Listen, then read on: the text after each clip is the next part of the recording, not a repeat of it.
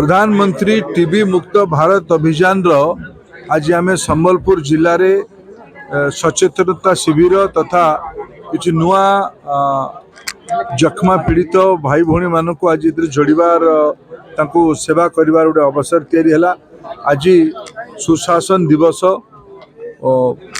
भारत रत्न अटल बिहारी वाजपेयी जन्मदिन से भाया एक शुभ दिन में संबलपुर जिले में एवं 1435 जख्मा रोगी अच्छा।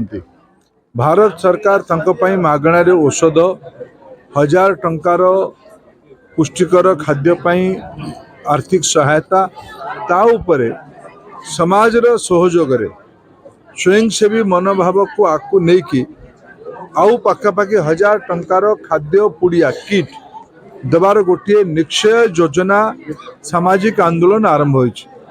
आम जिले में भी आज तक गोटे नुआ रूप दिगला।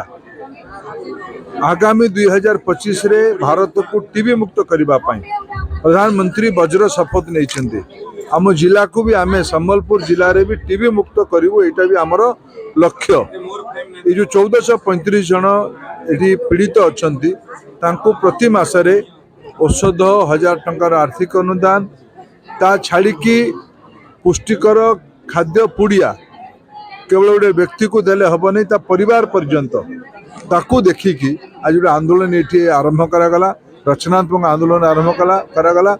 मुझे कॉर्पोरेट हाउस सहयोग को प्रशंसा करने सह समाज को निवेदन करुच्ची आम समस्ते मिसिकी आमे गोटे भी रोगीर दायित्व नौ रोगीर परिवार दायित्व नौ 5 जन रोगी कि परिवार दायित्व नौ समाज दायित्व नेले एटा मुक्त हो पार।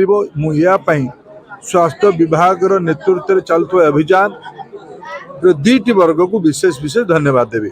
एक तो आशा कर्मी माने जो भौणी माने गाँव में ये रोगी मान को आइडेंटिफाई कर सचेतनता करोचुंदी एटा गोटे बड़ पवित्र काम से बहुत बहुत धन्यवाद।